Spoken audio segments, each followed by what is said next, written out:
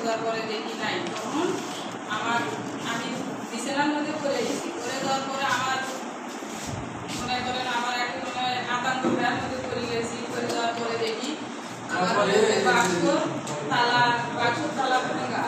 তখন ওই বাক্সর তালা ভাঙার পর আমি তখন চিকিৎসা নিচ্ছি, বলে আল্লাহ আমার এই সর্বনাশ কেরা করল।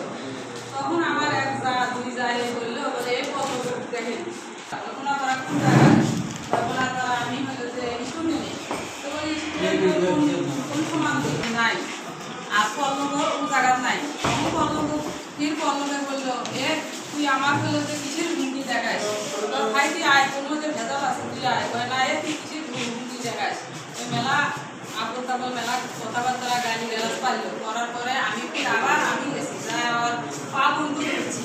বলে ভাই বাবা তোর মধ্যে এই কাম, বাবা তুই আমার বাড়ির আশপাশ ঘর দিনে থাকছিস, তোর মধ্যে এই কাম তুই আমাকে খোঁজটা দিতি কোথায় আর রাখি হইলি। তখন ওই পল্লবের বলে আমি কিছুই জানি না, পল্লবের বাবা মা সবাই কয় আপনার মেয়ের সম্পর্ক হচ্ছে, আপনি জানেন না। তখন আমি বলছি আমার সম্পর্ক আমার মেয়ে। তখন হলো যে ওই পল্লবে কিছুক্ষণ পরে পল্লব মনে করেন বাজে খেলি রোগ খেয়ে গেল, বাজে খেলি গেছি। তারপরে তখন আমরা আবার বড় ওই শিখের না দেওয়ার কারণে তখন আমরা পরের দিন প্রশাসনের কাছে গেছি। থানা যা অভিযোগ দিয়েছি, অভিযোগ দেওয়ার পরে তখন ওই হলো যে পুলিশকে তদন্ত আসিও আমাকে পুলিশে বললো, বলে আপনার মেয়ের সাথে কে কে হলো যে চলাফেরা করতো, তার বান্ধবী কে ট্রাফিক করতে গেছে কিনা সে বলতে আমি নাম দিলাম স্কুলে গেছে। তখন হলো যে পল্লব স্যার বললো, পল্লবে তখন কি করেছে প্রশাসনের কাছে, বলে আমি এই কাজ করছি, বলে যে গাইবান্ধা হতো আমি হোটেলে দিয়েছি।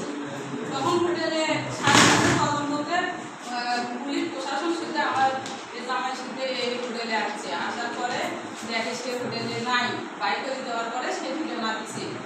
দেওয়ার পরে তখন আমার মেয়ে হলো যে এখন কোথায় রাখি গেল, কোথায় গেল না গেল। তারপরে গ্রামের মানুষ সবাই যায়, পরের দিন আবার থানায় যায়, তখন পল্লবের নামে